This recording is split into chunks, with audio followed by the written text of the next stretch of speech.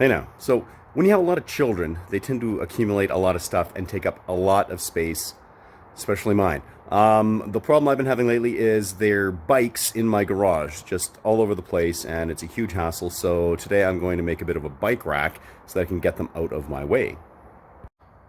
So I managed to score this extra long pallet, like a double wide pallet at work, and I'm going to use this to just create a super easy bike rack.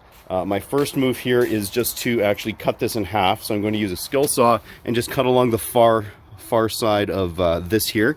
And then this side here is going to be what I'll be using for the bike rack.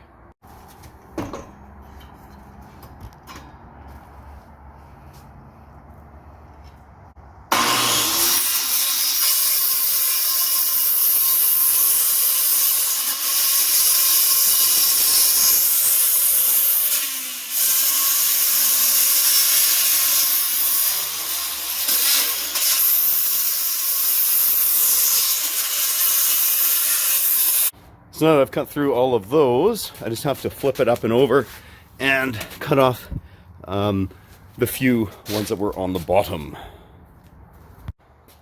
Okay, there we are.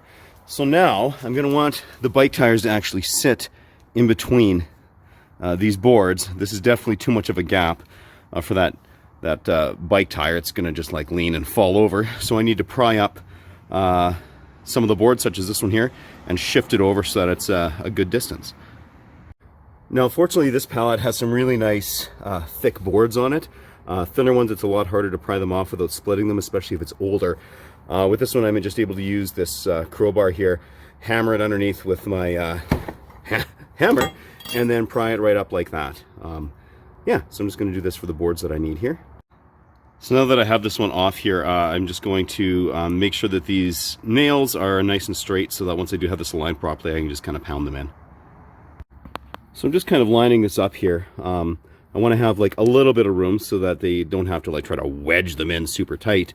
Like that would be right nice and tight there, but I'm going to back off probably almost a 1/4 inch or so. I'll just draw a couple of lines with the pencil here so that I know where the edge needs to be, and then I will get this board in. See, and there we go. Now this style works with these larger bikes just because they have kickstands, which I have to put up here as well.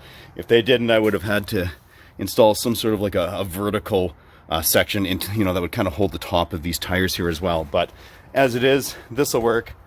Got 5 bikes in this thing. Of course, a person could use a smaller pallet too, but since I had 5 bikes I needed to put in here, this was the move. So yeah, just like that.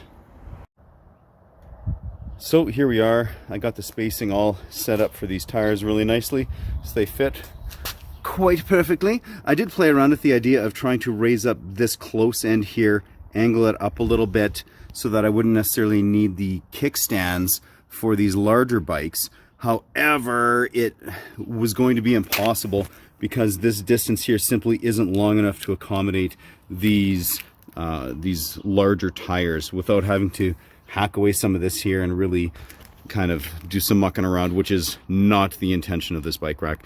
Plus, if I wound up having to add this other piece here to kind of help keep that angle, it would have added to the weight significantly. So because I'm going for just a really simple, easy to build, easy to store, easy to move around kind of bike rack, I'm just going to stick with this right here.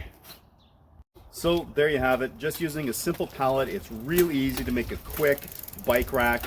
Doesn't have a lot of footprint space, and it stores really nicely. And the best part is that you can just leave it in the garage or wherever, so the bikes are out of the elements. Keeps everything really nice and organized. Kids can go for a rip on their bikes, come back, slide them right in, and everything is good to go. So yeah, till next time. Hey, what the?